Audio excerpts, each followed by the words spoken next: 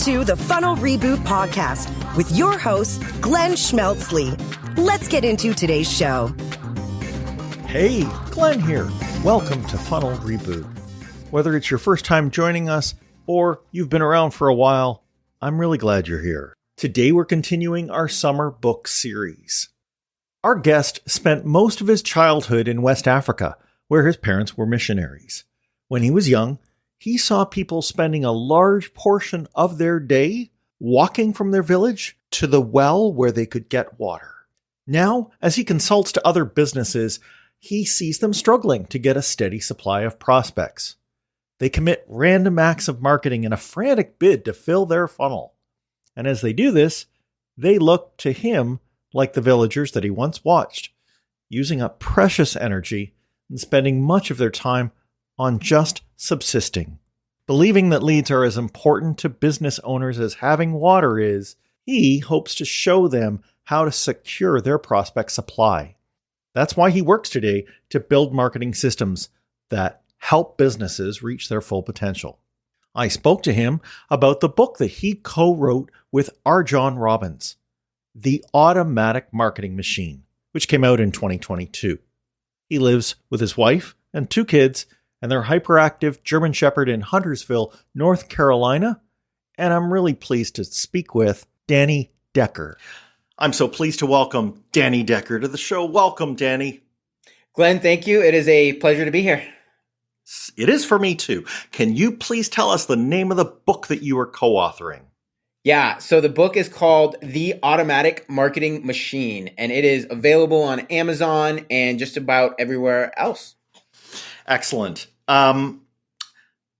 We're talking mainly in this book to business leaders, to people who probably have some marketing experience, but you don't expect that in any of the book, but you do tell them all that they have the same imperative. And as a business leader, what is that imperative that the book encourages them to follow? Yeah, so every business needs to have a steady flow of qualified leads into the business.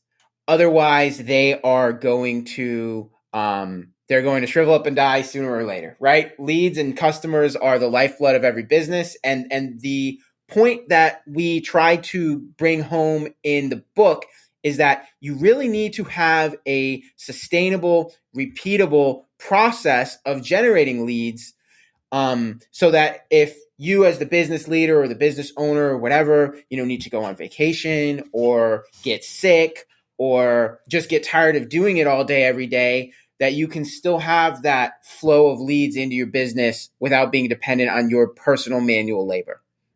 Yeah.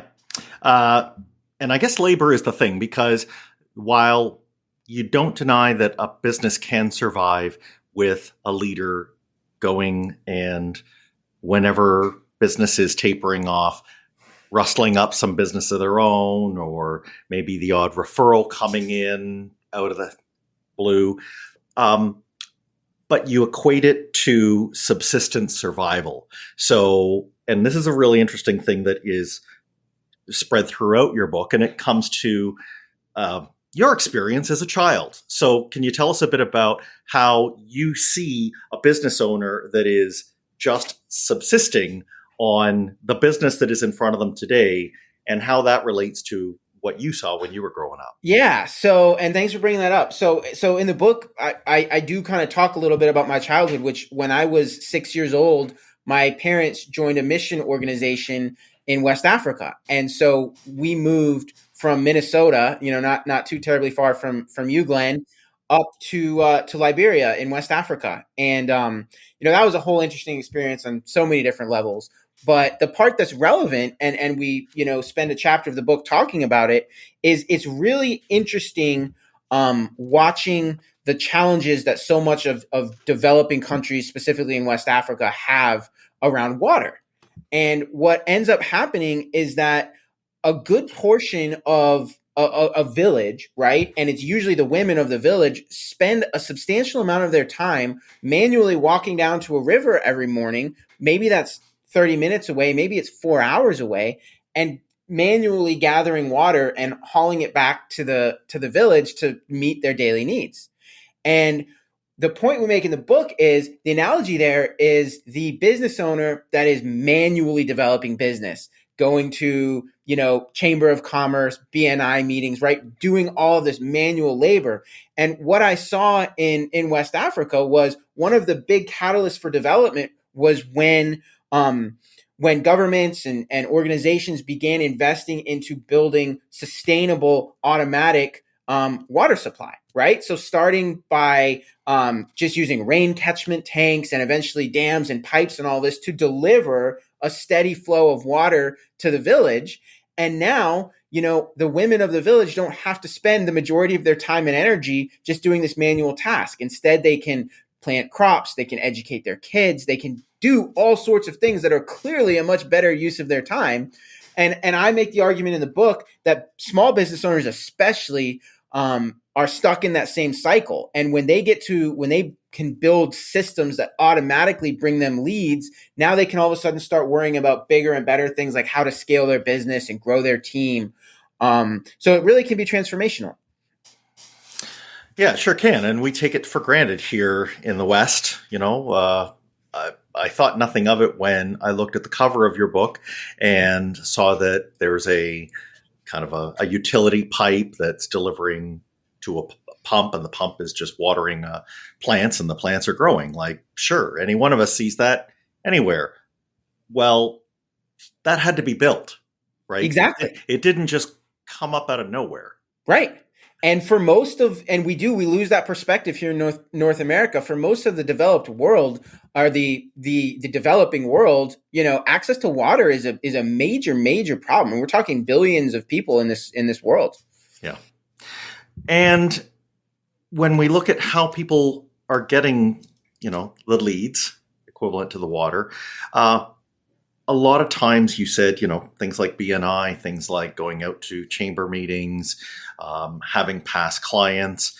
I think a lot of companies would say, yeah, I got that covered.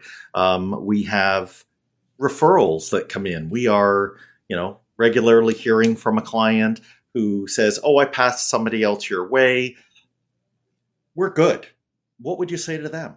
Yeah, and I would say referrals are great. And referrals are a great place to sort of begin your business development strategy. I would say that referrals, by the way, don't have to be a passive thing. A lot of business owners think of, I'm just going to do good work and then referrals will take care of themselves. You can actually do a lot to drive referrals. So, that's something certainly worth considering. But as you scale your business, I would argue that if you really want to have control over, when you get your leads in, and specifically who those leads are and what your client avatar is, it's very hard to rely solely on referrals for that. And so I'm a big believer in automation, and whether it's digital ads, whether it's direct mail, right? But proactive marketing that you can turn on and turn off to drive leads when you need them. Yes. So much as we have people out there, let's say second degree connections, who may be talking to our past clients and asking them, do you know anybody who? Your point is, okay, those are fine, but look beyond that. And at one point you say, the fact that so many people find themselves with no better choice than to conduct a Google search to find the help they're looking for is strong evidence that there's a lot of people out there who need help and don't know where to find it. Yeah, exactly. And so I work a lot, not exclusively, but a lot with service providers, attorneys, accountants, things like that. And even real estate agents. And every one of them assumes, like, it's shocking to an attorney that there are people out there who don't know an attorney personally. Right? Every attorney just thinks that there are attorneys everywhere. And every real estate agent certainly thinks there are real estate agents everywhere. But in every case, there are a lot of potential customers out there who don't yet know somebody, right? And so those people are going to Google or they're going to Facebook. And so when you have a strategy that taps into those sources, you obviously open your funnel dramatically. Yeah. And so moving off of that, they just already know me, which if you think about it, it's a bias that we place on ourselves. Yep. So removing that bias and going by people who need what I do.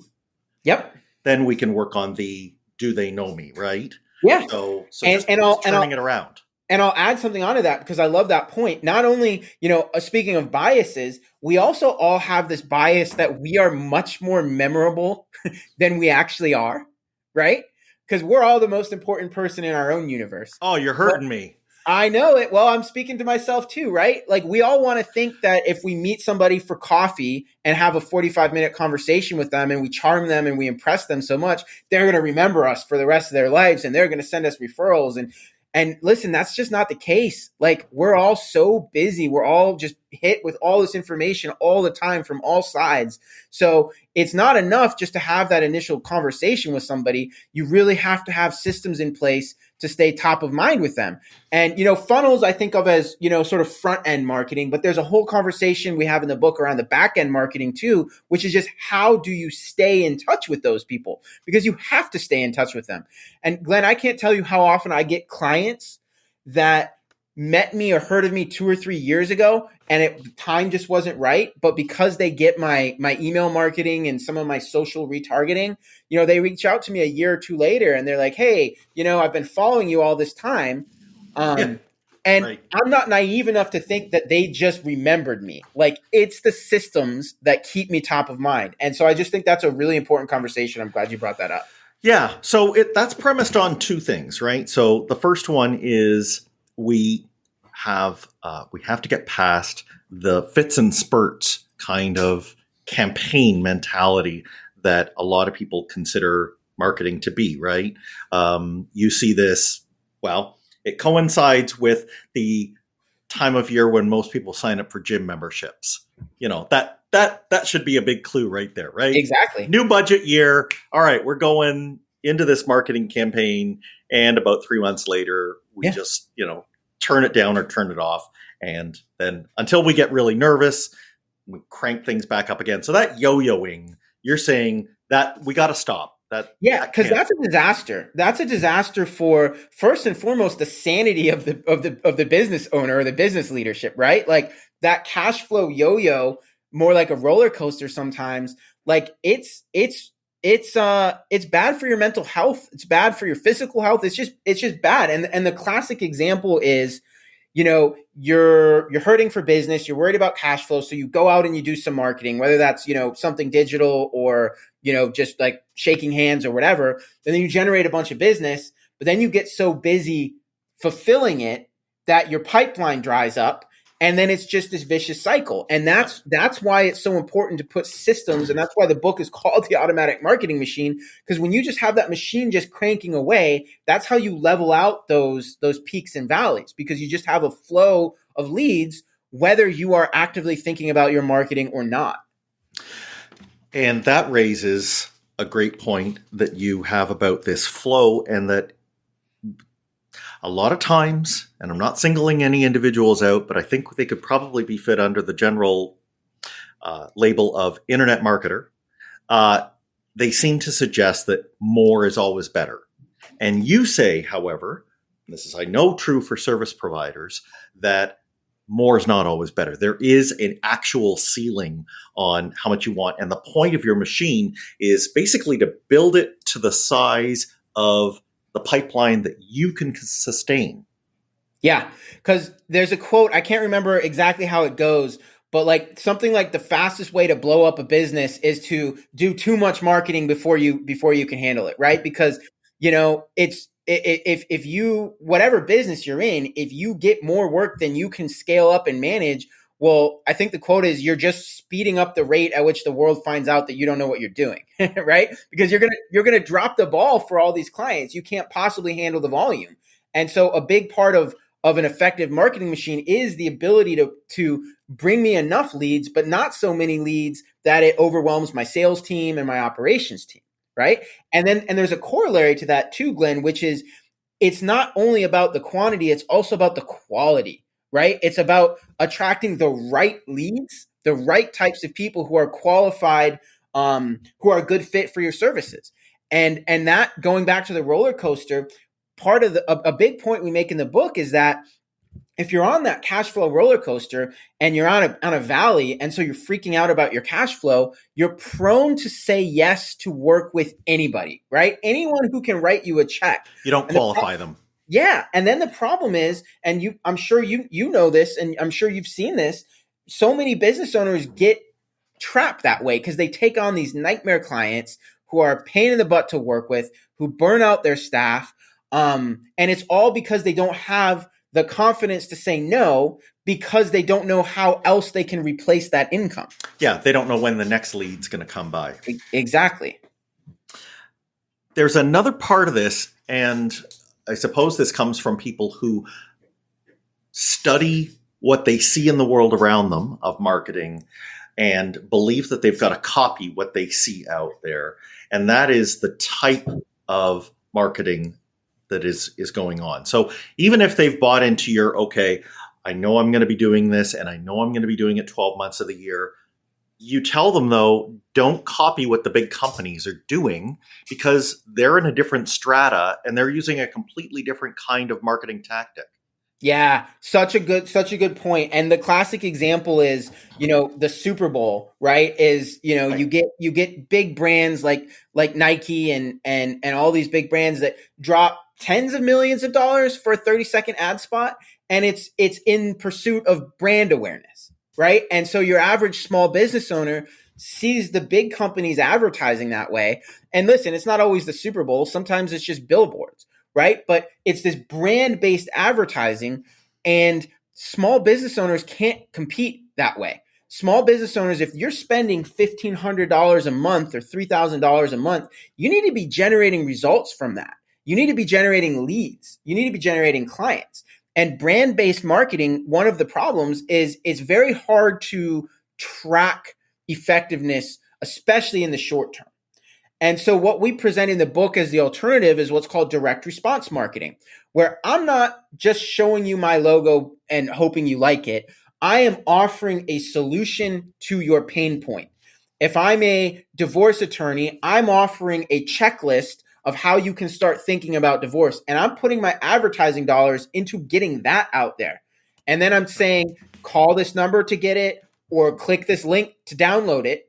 And now you download it, and now we've got your contact information and we can build out the funnel. But the point is, it's trackable. So I know, listen, I spent $3,000. I got 100 leads out of it, or maybe I didn't, but at least I know, right? Versus brand-oriented advertising, you just don't know. And it's going to be years before you even find out if it's going to work. And your average small business just can't do that. Yeah. What do you think of the fact that the brand advertising too, it relies heavily on creative, and you raised, perfect examples with Nike. Like they are, the photography and the CGI. I mean, they go all out. But when you are doing something like direct response, frankly, it's plain old content that has to do that legwork.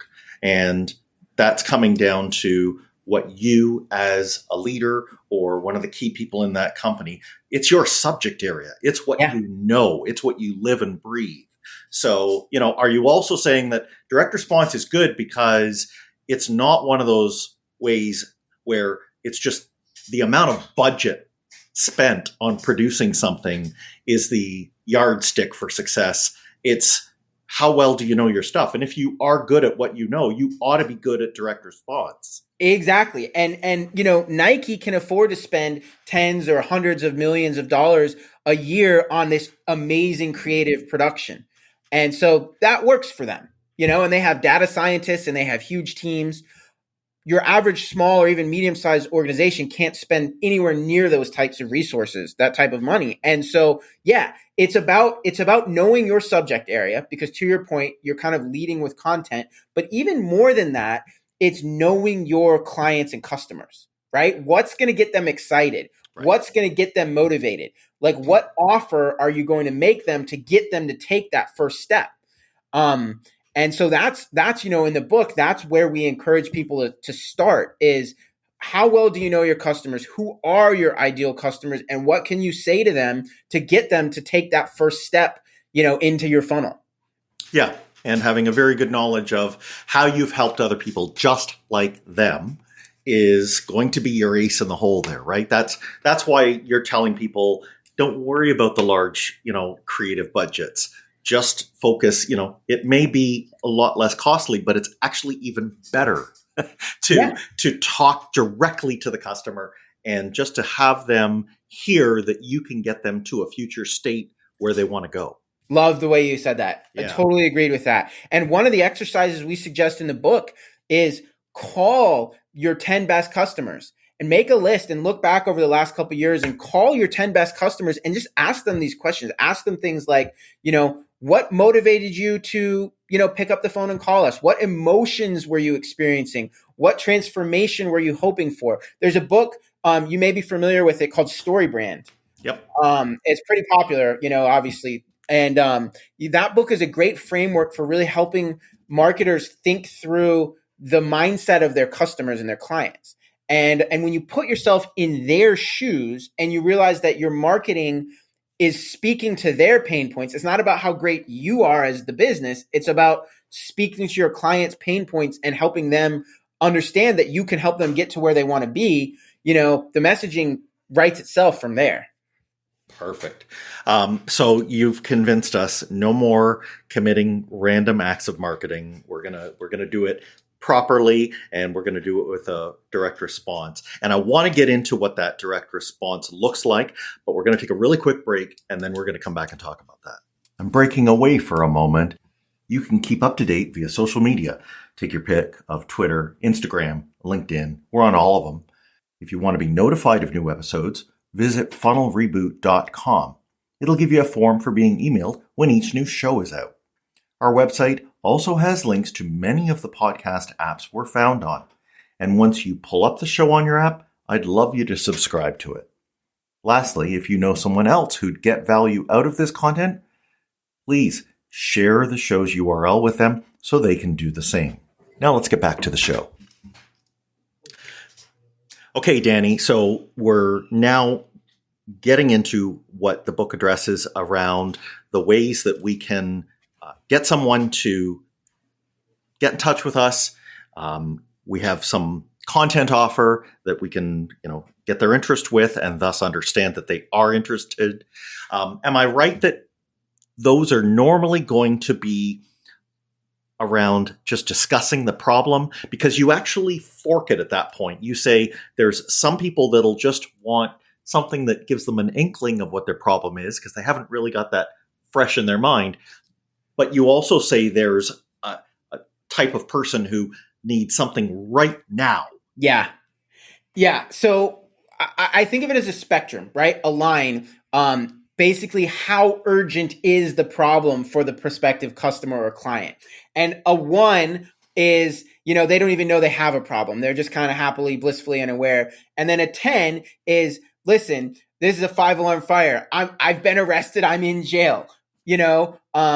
My car broke down and will not start.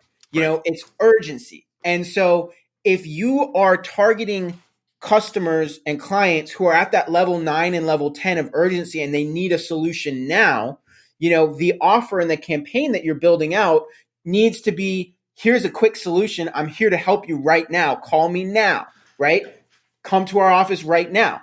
Versus if you're targeting clients and customers earlier, right? When they're more at like a 5 or a 6 in the urgency, and they may be aware that they have a problem. They may be starting to do some research. It's a different type of campaign where you're not asking them to call you because they're not ready for that. But instead, you're giving them checklists or tools or whatever, whatever resources you can give them that are going to help them solve that problem. But the idea is you target them early in the buying cycle. It's usually cheaper because you're not competing with everybody else. Yes. And it gives you the opportunity to then nurture that relationship. And whether it's 3 weeks, 3 months, or 2 years, you've got the relationship. And when they are ready to make a move, you're the first person they think of. Sure. So if we're in a regular business that doesn't take, like the consideration phase of, let's say, buying a nuclear reactor, we all of us understand, have a call me now button. Are your pipes burst and it's midnight? Call me for immediate plumbing. Yep. But you rightly point out that, even if we have a great page for that, and maybe we've even built out a paid search campaign, which has the right keywords for that kind of immediacy, we're in the same bucket as everybody. Everybody's thought of that one. So you say, okay, have that, but don't blow your brains out, save some budget and resources and like pages on your site for the are you looking long term for this sort of thing, but not right now. I'm just browsing, right? As we all say in a store. Exactly. And each business is different, and I know your show has a pretty diverse audience. So it's not that one is better than the other. It for some businesses, what we call the Call Me Now campaigns work great. For others, they don't work as well. And so it's really about that mix. A lot of businesses really do well with a mix, and to stick with the HVAC example, the HVAC going out and you losing heat in the middle of the winter, like that's a 10 on urgency, right? Yes. And so that's probably a really good source of business, right? That's a great customer profile for just about every HVAC company. Yep. But also that's super competitive. Everybody's going after those keywords. So what if you also find some sort of offer, maybe it's just focusing on the maintenance. Maybe it's, an air purification. Or how do I know my furnace is getting old? Because it's signs like that will probably result in me having that, 10 out of 10 problem at some point, but I can be preventive. Exactly. And if, as the HVAC company, if you capture that lead at the earlier stage, they may not hire you to replace their unit immediately, but you've got their info, you're marketing to them. And when that furnace finally does go out, you're going to be the first person they call because they feel like they already know you. Yes. So let's imagine that I am good with responding to the things that come on my website. Let's say I'm a very small shop. I'm doing the sales, I'm doing the marketing, and I'm listening to Danny saying, yeah, that's, I like what he says, but I can just run all of that by having these templated, email responses. And when a form comes in on my site, I just pop them back, or I put something in my calendar to say, it's been a month since I talked to this person. Why don't I send them a tickler? What would you say to somebody like that who's just trying to do this with, a little bit of manual, a little bit of a reminder system? Yeah.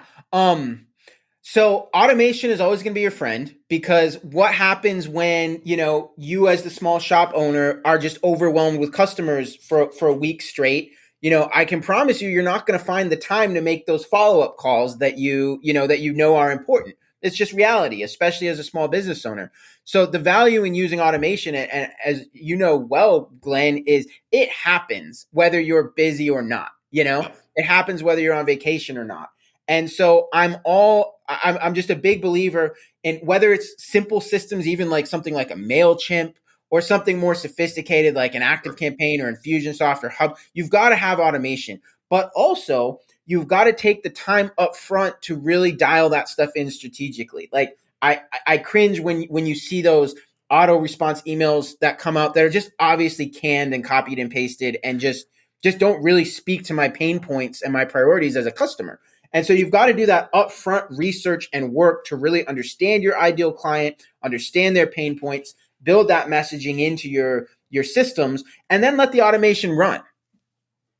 Yes. And when you think of it that way, because I think what people are bucking is the learning curve to those systems, right? They get into one of them, even on a free trial, and it's starting to talk about sequences and, process flows, and if this happens or if it doesn't happen, and loops.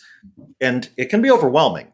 But I think what convinced me, the part of the book where you said, look, even a simple measure of getting somebody onto the phone, like just booking time to have an appointment for a consult call, there's pretty much 4 independent steps for that.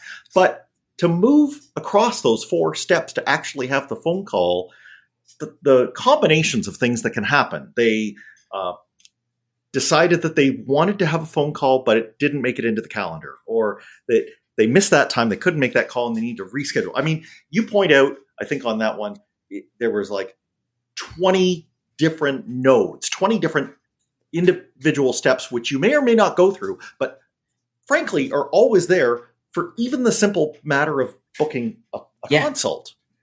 Well, yeah, and that's so important to recognize, because I think a lot of times as business owners, we think, well, of course they're going to schedule a call. Why wouldn't they want to schedule a call with me? It's free, right? There's no reason not to. And we don't realize all of the possible objections to your point, right? I'm too busy. I'm afraid they're going to try to sell me something. I'm afraid I'm going to look stupid. Like all of these reasons to not go forward with it. So kind of the point we make in the book is you've got to make it as simple and non-threatening and easy as possible for your potential clients to schedule with you. Otherwise, they're just not going to do it. And that the effort to make it simple for them actually requires some complexity on your part. Exactly. So that you can anticipate, well, if they do this, I'll do that. Yeah. And I totally get, and you're right, that like it does take some time and effort to build that stuff. And that's why I circle back to kind of the analogy we made about water, right? It's a lot easier to just walk to the river and fill your bucket and drag it back. It takes a lot more work to dig a well and create no question, it takes an investment up front. Yes. But has it been worth it? Pretty clearly the answer there is yes. And I would suggest that for a business owner, the answer is always going to be yes. It was worth investing the time to create a marketing system that does all of this stuff automatically so that I don't have to stress out about my cash flow every day because I have a flow of clients coming down my pipeline. Yeah. And I think what really seals it is the lead nurture. So not the call me now, but the other type of campaign. You make in the book an example of a pretty simple email sequence, but it runs 5 steps, I believe 5 different emails, and it takes several weeks to go. And it's really just to try and warm someone up to see whether or not at the end of that time they would be interested in talking, or if they're going to go into like a long-term nurture. Yeah. But the number of, the thinking ahead that has to go into that. It is complex. It takes time. It takes effort. It's complex, but again, it's worth it. And, I always suggest you got to put marketing time on your calendar, right? If you're a busy business owner and you got to get going on this stuff, but you've always got a million fires to put out in a given day, I encourage people, put a half day, put a full day, maybe block off your Saturday to really invest into this stuff because it's so important. But if you don't make time for it proactively, it's just always going to get pushed to the bottom of your list. The whole urgency quadrant where there are things that are urgent and important, yes, and then there are things that are not urgent but important. Yeah. Marketing usually falls into that category where it's not the most pressing thing on your day-to-day task list, but if you don't make time for it, you're going to suffer long term. So you've got to schedule it into your calendar and get it done. Well said. And as a reminder, these are frankly sitting with the subject matter experts at the company right now, but this work has been important to this point for the reason, for something that we haven't even really yet talked about, which is when you start involving an outside vendor and when you start paying for media to get this content promoted. So your point about this being time well spent goes even more so as we move into that territory, right? Because if you, if you mail it in at this stage and just do a quick sloppy job of it, those next steps will actually be rather painful. Yeah. And working with vendors and agencies is fantastic because they know their stuff, right? Like they know, to stick with the water analogy, that's bringing in a professional company to dig the well and build the pumps. And it's going to be a lot easier and more efficient for them to do it. But the challenge is a lot of business owners bring in a vendor or an agency just a little too quickly, or not even too quickly, but they just haven't done some of the strategic legwork up front. Right. Because nobody knows your customers better than you do as the business owner. Nobody knows their pain points. Nobody knows their message, their motivations better than you do. And so I think that to work well with a vendor, it requires some strategic collaboration. And I see some business owners who just want to just tell the marketing agency, just go figure it out for me. And to me, that's abdicating a critical responsibility. Like the business owner needs to speak to the strategy and be involved. And some marketing agencies are awesome and will go work really hard to figure this stuff out.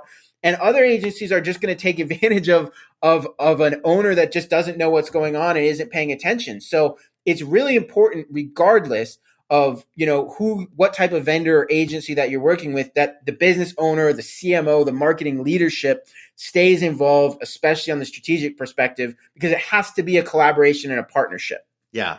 And Danny is being rather tough on this. And I know that you and your co-author feel this way. I believe there was a third category, which I think covers a fair swath of marketing vendors out there. And the phrase was something like well-meaning but inept. Yeah. And it's just true. And Glenn, I'm sure you have seen plenty of it in your time in this space. Like, it's interesting to me how low the barriers to entry are in the marketing world. Yeah, we have no certification or formal, accreditation in our field. I work with a lot of lawyers, and to get your law degree, you have to go to 4 years of college. Yep. You then have to go through 3 years of law school. You then have to pass a very challenging exam before you're licensed to call yourself a lawyer and practice law in your state. A marketing person, I can just take my laptop down to Starbucks and call myself a social media manager or web designer, right? And that's the problem. And so for a business owner, how do you tell them apart? And for the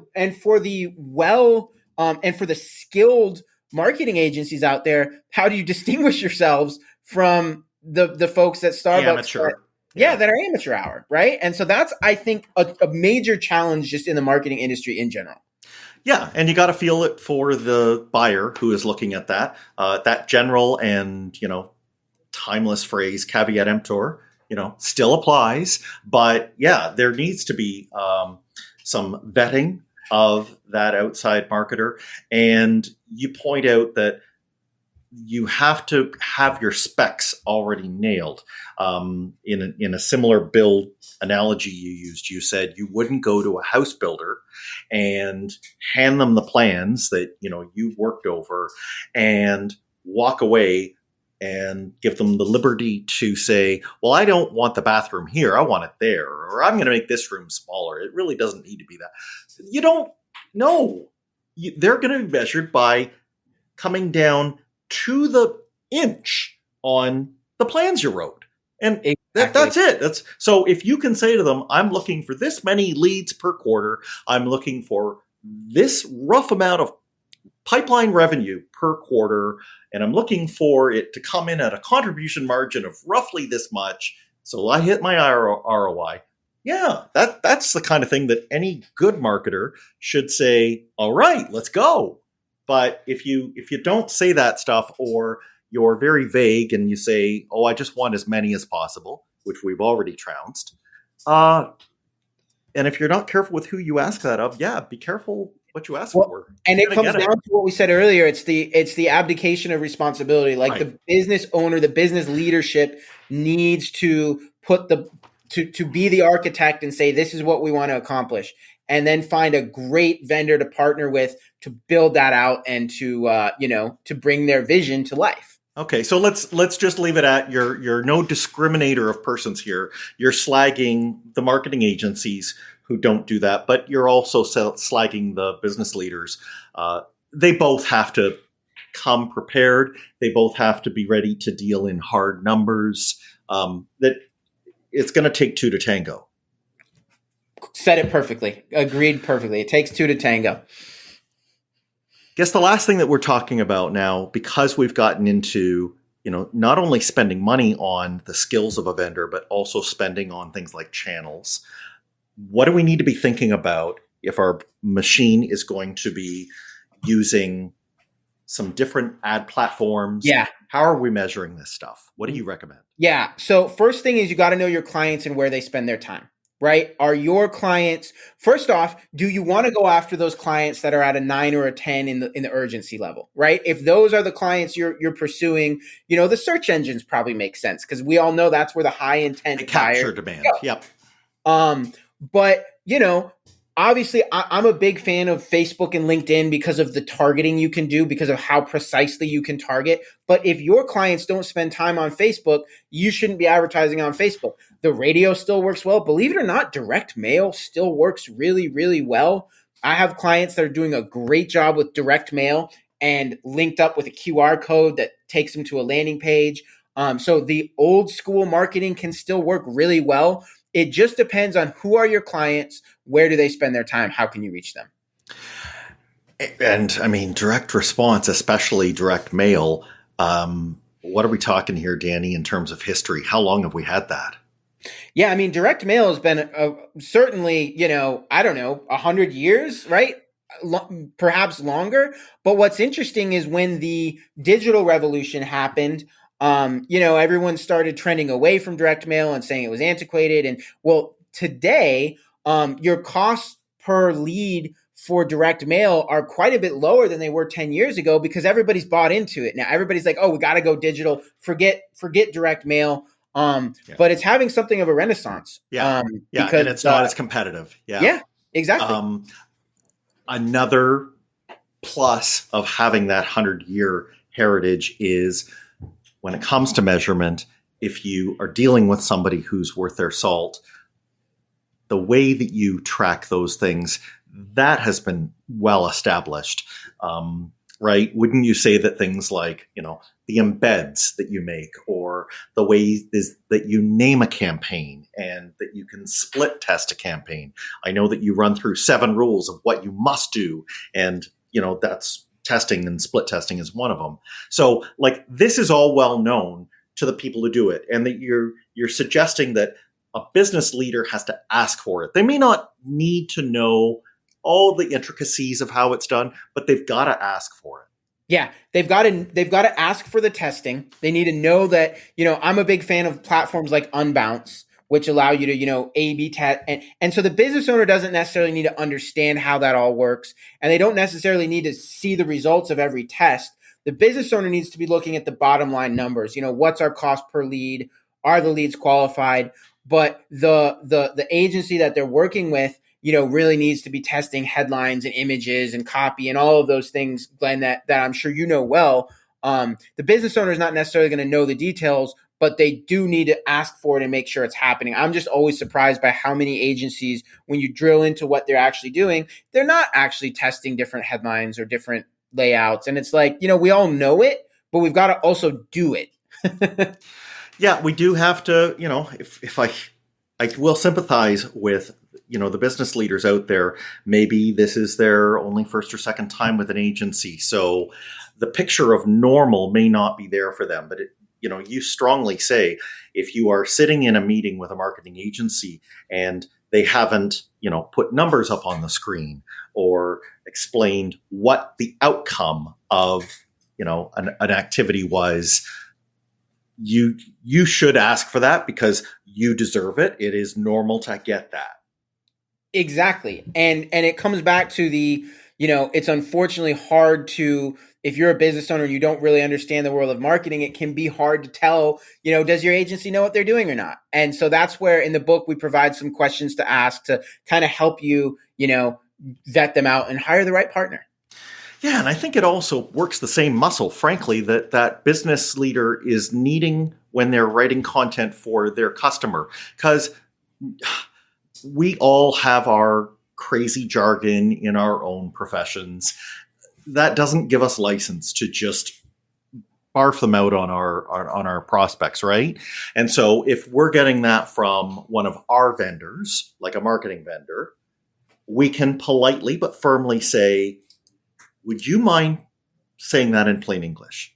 Would you please, de-technify that phrase? Just boil it down for me. And that's part of the test, that they should be able to do that just like you have to do that for your customer. And that's really something for, agencies and vendors to think about, as well as business owners, is, the agency needs to communicate in plain English in terms that the business owner can understand and can make sense of. The average business owner doesn't have time or desire to sift through, 30-page reports and try to understand all of the jargon. If you, as the marketing person, can just give them the numbers that matter, answer their questions in plain English, they're going to be happier, you're going to be happier, and everyone can kind of go on with their day. It's about that communication. And I see a lot of communication breakdowns between business owners and marketing agencies who seem like they're speaking different languages sometimes. Yeah, and it is a balancing act. I mean, they can't get too detailed. They can't get too high level.